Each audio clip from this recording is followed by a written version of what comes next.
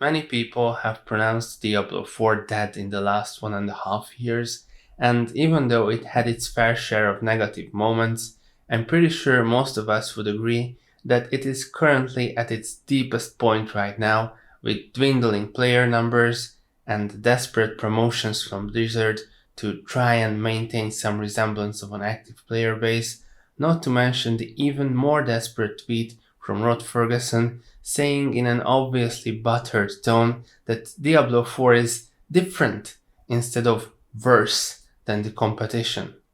An evident reason for all these events would be the release of Path of Exile 2's early access. However, I strongly believe that was just a nail in the coffin, and if anything, all PoE 2 did was showed D4 players and developers what an ARPG can and should be.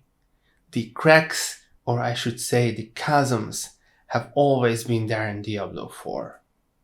My name is Sliver, and in this video I will try to break down why Diablo 4 is in the state it is currently, or, with other words, what led to the point where Diablo 4 is closer to being dead than it has been ever before.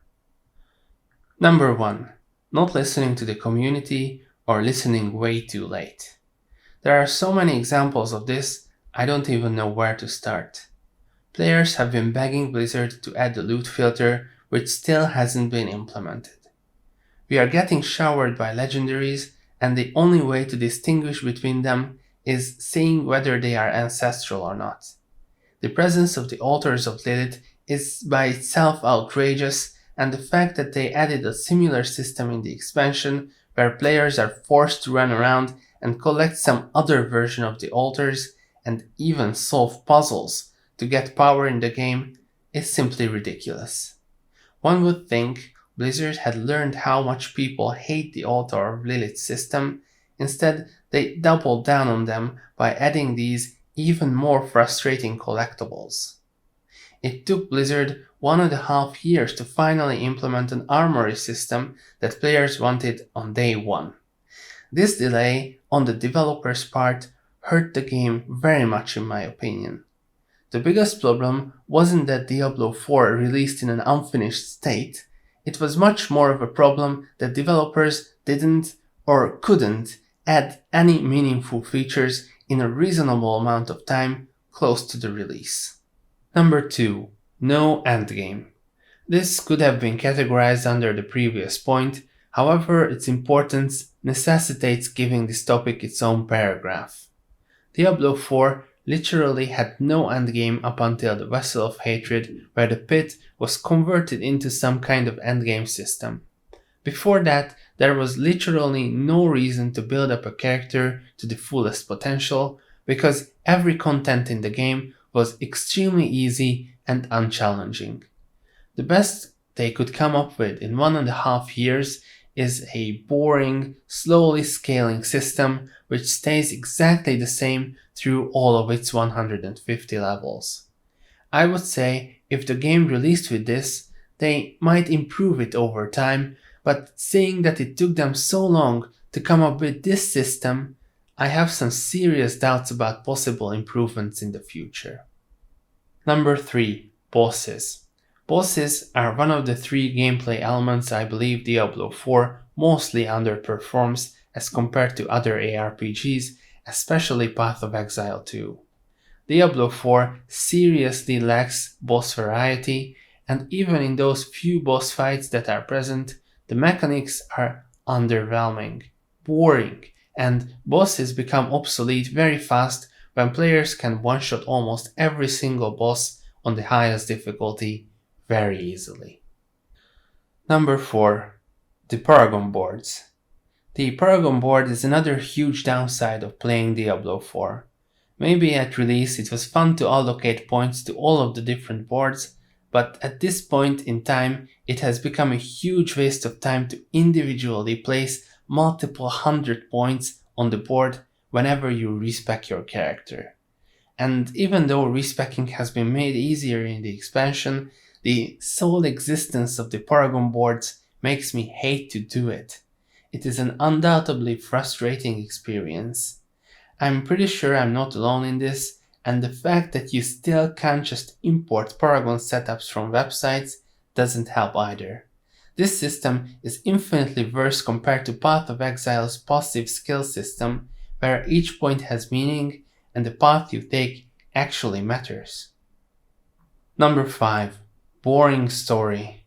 I feel like I'm in the minority when I say that Diablo 4's base story was decent. However, the story of the expansion has definitely let the series down, not only with the lack of CGI cutscenes, which we were led to believe are going to be present in the expansion, but also the story itself is boring to the point where I felt like a psych counselor to Nyrel instead of the hero who is supposed to save everyone from Mephisto's corruption. Speaking of, the lack of true endings and the lack of a fight against Mephisto at the end didn't help the story at all. Number 6. Microtransactions. Now, cosmetic microtransactions in a full-price game are already a topic that leads to long and branching conversations in the community. Personally, I don't have a huge problem with them as long as they are truly cosmetic. If a game is considered good, then I would say it's acceptable to introduce mounts and outfits that can only be obtained via real money. However, the way Blizzard managed to implement these microtransactions feels insulting. There are skins in the store that are way better looking than anything you can obtain in-game. It's not like they put half of the cosmetics inside the game as, let's say, achievement rewards. It is clear that Blizzard is keeping the really good stuff behind a paywall. And talking about that paywall, it is sometimes ridiculously high. Just take for example the Vitreous Scourge mount that Blizzard released in February for 65 euros. That itself is more than the price of the whole game. Do you call this microtransactions or macrotransactions? I don't even know anymore. If that is not an insult to the face of the player base, then I don't know what is. All in all, I would say that these problems played a major role in the downfall of Diablo 4, and Blizzard has to make some major changes if they want to prevent this downfall from becoming the end of the game for good.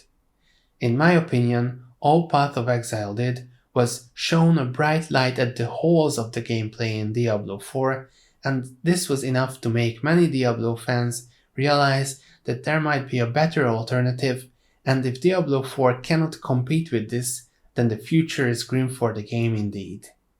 But what do you think is Diablo 4's major problem at the moment? Is there a way back into popularity? Let me know in the comments, and see you guys next time. Thanks.